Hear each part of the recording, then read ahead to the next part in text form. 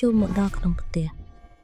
ហើយតែពេលយប់ណាដែលប្រពន្ធរបស់នាយឈ្មួញចូលទៅបន្ទប់សម្រាកជាមួយនឹងនាយឈ្មួញមានអាការៈថប់ថប់ដកដង្ហើមមិនចេញហាក់បីដូចជាមានគេយកដៃមកច្របាច់កអញ្ចឹងធ្វើឲ្យនាងប្រពន្ធនោះផ្លាស់បន្ទប់ទាំងយប់ជារឿយៗអាការៈបែបនេះធ្វើឲ្យនាងប្រពន្ធសង្ស័យថាប្រហែលជាឈ្មួញនេះលួចមានស្រីនៅខាងក្រៅហើយលួចដាក់អំពើទៅលើខ្លួនហើយ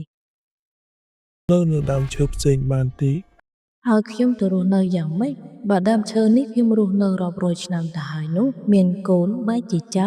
តើអ្នកដឹងទេតាមពិតទៅដើមឈើនេះពីមុនគ្មានអ្វីសោះរាល់តែខ្ញុំបានមករស់នៅខ្ញុំខំប្រឹងប្រែងដាក់ជីស្រោចទឹកធ្វើឲ្យវាលូតលាស់រស់បានប៉ុណ្ណេះមិនធំតែប៉ុណ្ណោះមួយថ្ងៃខ្ញុំខំប្រឹងបក់ជីខ្យល់ឲ្យអ្នកដំណើរនិងអ្នកជ្រូកកោនមានភាពលហើយបាត់នឿយហត់ណាស់រឿងក្រែពីសន្ធឹកថ្លែងពី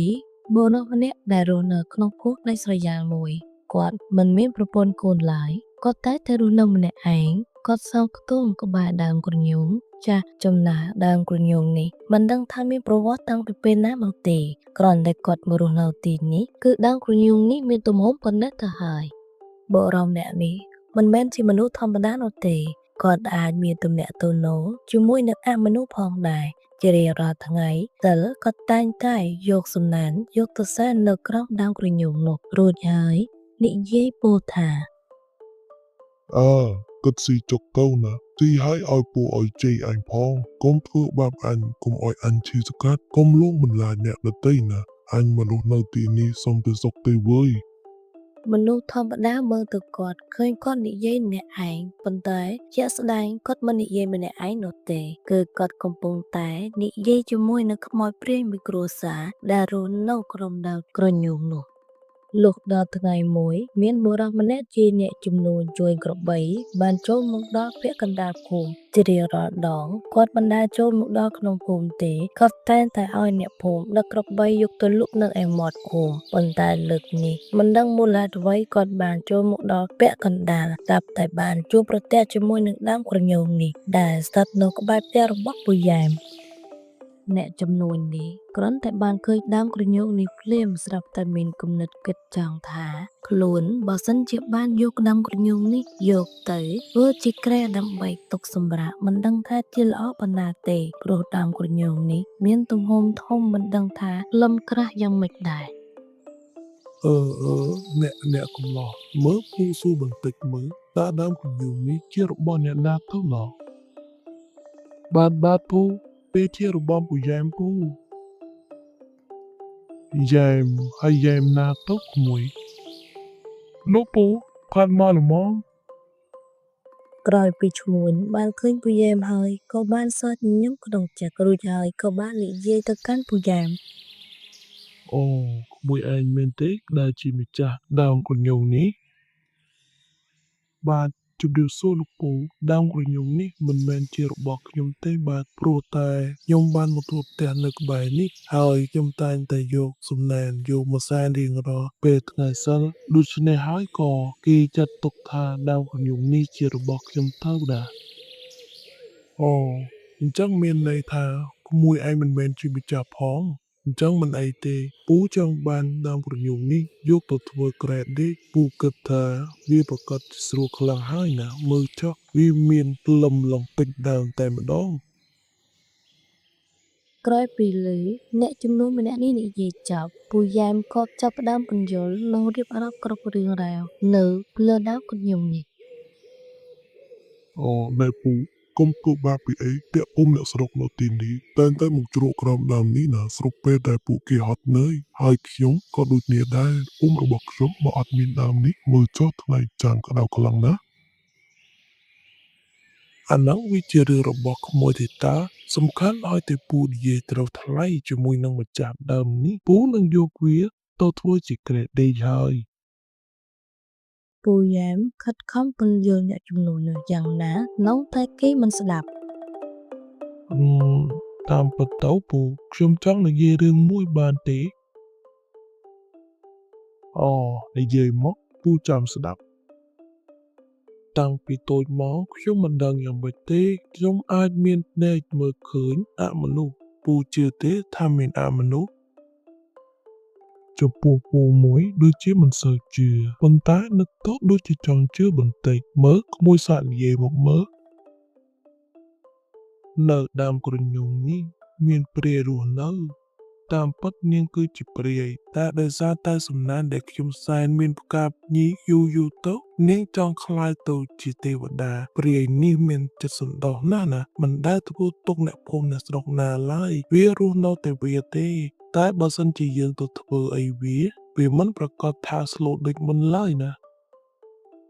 អារឿងហ្នឹងពូដូចជាអត់ដឹងតែបើសិនជាមានព្រាយបើកាលណាយើងកាប់ពីតាមគ្រញូងនេះវាអាចទៅរស់នៅកន្លែងផ្សេងណាដើមថ្នោតដើមអីចាំពូឧបកិច្ចហើយពូនឹងរកគ្រូមកសែនប្រាប់វាឲ្យដឹង ក្រោយពីពូយ៉ែមបានពន្យល់ហើយអ្នកជំនួយនោះមិនស្ដាប់ពូយ៉ែមក៏ជប់និយាយរួចហើយក៏ដើរចូលផ្ទះគាត់តែម្ដង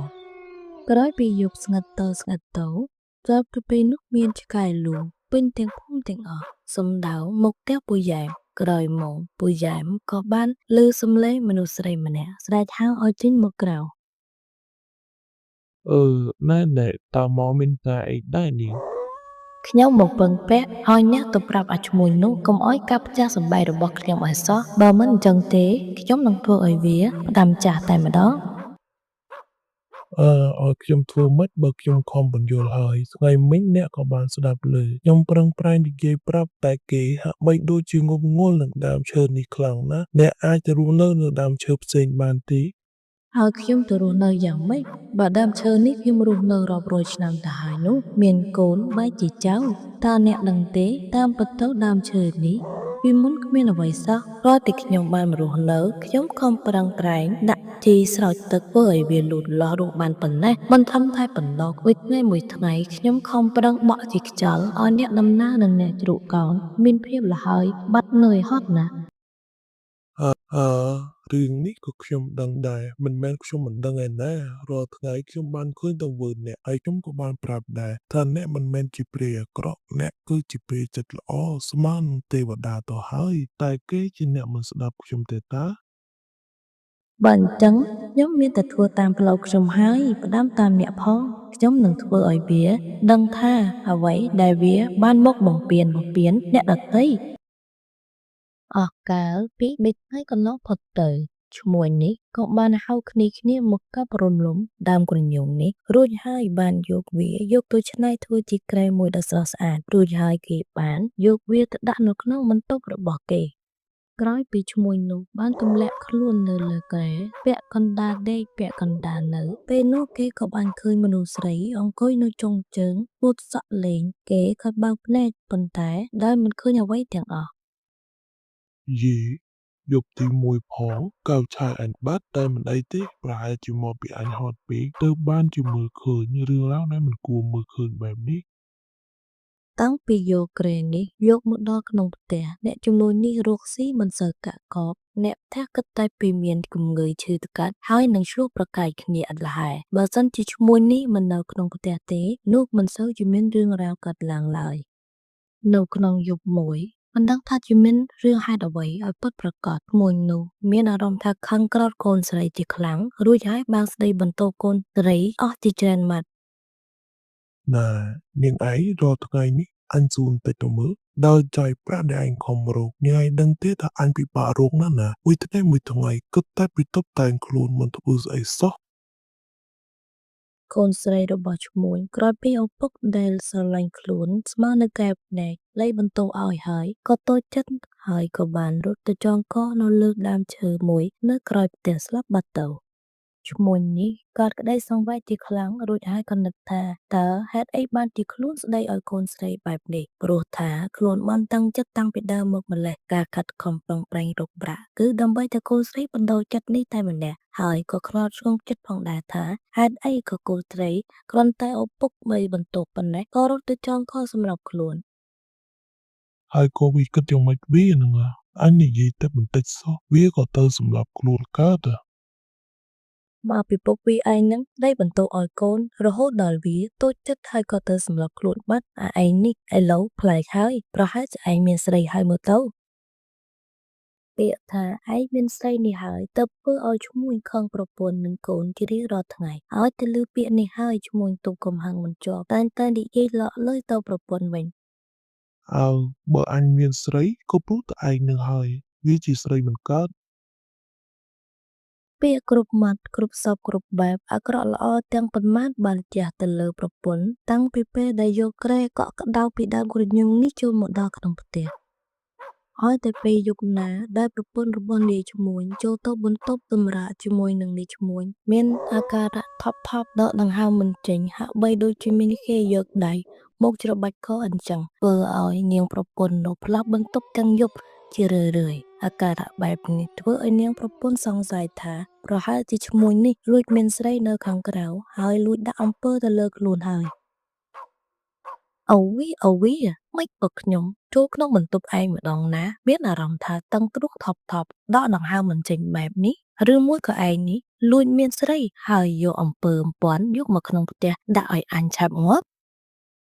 មិនដឹងជាស្អីទេម៉ែវាទុកសុកមកថាអញដាក់អំពើមើលទៅហាត់កីឡាចេញទៅឲ្យវាស្រកខ្លាញ់ខ្លះប្រហែលជាខ្លួនឯងនេះឡើងកលោធាត់ពេកមិនធ្វើអីអង្គុយតែស៊ីអញ្ចឹងហើយខ្លាញ់ក្បាលពោះវាដោះណា នាងប្រពន្ធក៏ខឹងប្តីកាន់តែខ្លាំងព្រោះប្តីដែលខ្លួនស្រឡាញ់ដៀលថាខ្លួនធាត់មានខ្លាំងក្បាលពោះទើបធ្វើឲ្យជំងឺបេះដូងកើតឡើងបើអញងាប់ណាយកឯងទៅតាមជាមិនខានលុះដល់ថ្ងៃមួយយប់កណ្ដាលអាធ្រាត្រប្រពន្ធដេកម្នាក់ឯងក៏មានអារម្មណ៍ថាស្រងេះស្រងោចទើបនឹកថាចង់ទៅដេកជាមួយនឹងប្តីក្រោយពីបានចូលទៅដល់បន្ទប់បើកទ្វារតិចរួចហើយក៏បានឃើញថាប្តីកំពុងតែមានមនុស្សស្រីដេកទន្ទឹមនិងអោបគ្នាឡើងវិញធ្វើឲ្យនាងប្រពន្ធនោះខឹងខ្លាំងណាស់ហើយក៏ស្ទុះម្នីចូលទៅ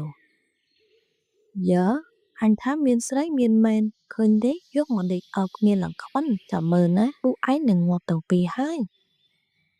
ក្រោយពីនាងប្រពន្ធបានចូលទៅដល់ក្នុងបន្ទប់បើកវ័យចេញមកគ្មាននាងស្រីឯណាទេមានតែប្តីអ្នកជំនួញនោះឯងប្តីងើបត្រដេកត្រដាស់ភីងភាំងព្រោះថាខ្លួនកំពុងតែដេកលក់ស្កប់ស្កល់ ួយចុះមានរឿងអីនឹងបានជាមកដាក់អញទាំងយប់នេះ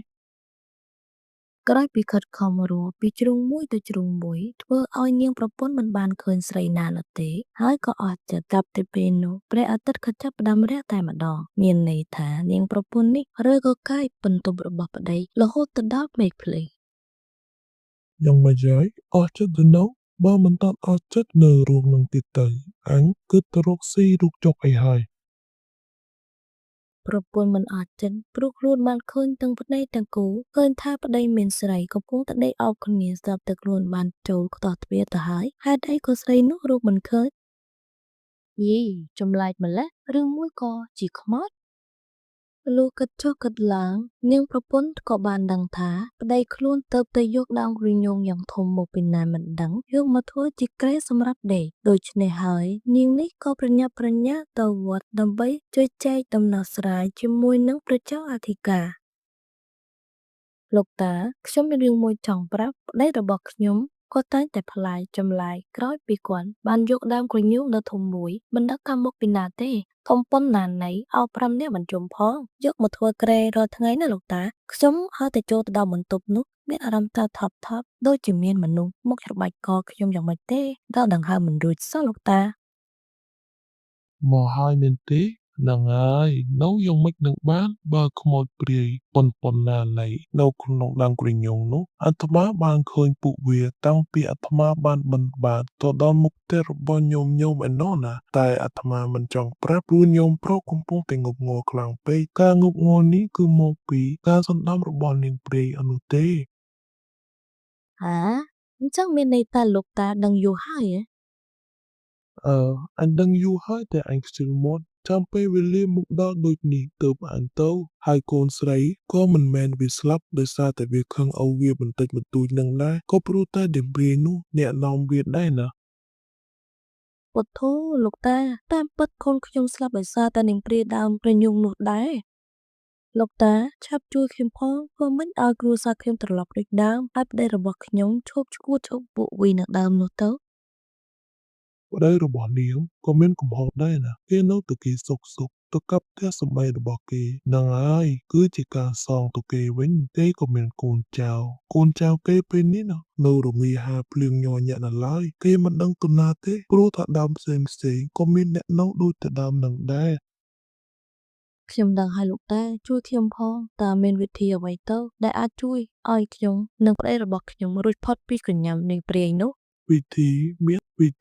មានតែមួយនោះទេចូលញោមយកក្រែននោះយកមកវត្តដើម្បីប្រគេនព្រះសង្ឃមកហើយនេះទឹកមន្តចូលឲ្យប្តីញោមផឹកទៅណា នាងប្រពន្ធក្រោយពីទទួលបានទឹកមន្តរួចហើយក៏ដើរសម្ដៅមកផ្ទះឲ្យប្តីផឹកក្រោយពីបានផឹកទឹកមន្តរបស់ព្រះស្លងធ្វើឲ្យប្តីនោះមានសតិខាត់ឡើងវិញខ្ញុំគិតយកក្រែនេះយកទៅប្រគេនព្រះសង្ឃឲ្យពុកវាព្រោះថាមុននឹងខ្ញុំបានទៅជួបលោកឪនៅក្នុងវត្តគាត់ឲ្យយើងនេះយកក្រែនេះដើម្បីទៅប្រគេនព្រះសង្ឃដើម្បីឲ្យព្រះសង្ឃធ្វើតាមកិច្ចរបស់លោកណាតើពួកយើងអាចរស់នៅសុខព្រោះថាក្រែនេះគឺមានព្រាយរស់នៅណា អើមិនអីទេម៉ែវាឯងយកទៅចុះព្រោះតាំងពីយើងយកក្រែនេះមកនៅផ្ទះដូចជារស់នៅមិនសុខឡើយខ្ញុំពិតជាមានកំហុសខ្លាំងណាស់ដែលចង់បានរបស់របរពីខាងក្រៅមិនមើលប្រវត្តិយកមកដាក់នៅក្នុងផ្ទះធ្វើឲ្យមានរឿងក្តៅក្រហាយពេញទាំងហ្នឹង អើមិនអីទេពុកពីនេះជាមេរៀនរបស់ពួកយើងទេតាតាំងពីពួកគេយកក្រែដែលធ្វើពីដើមក្រញូងនេះយកទៅដល់វត្តរួចហើយលោកក៏បានធ្វើពិធីតាមកិច្ចដូច្នេះហើយជីវិតរបស់ពួកគេក៏ចាប់ផ្ដើមរស់ទ្រោរាយដូចដើមវិញ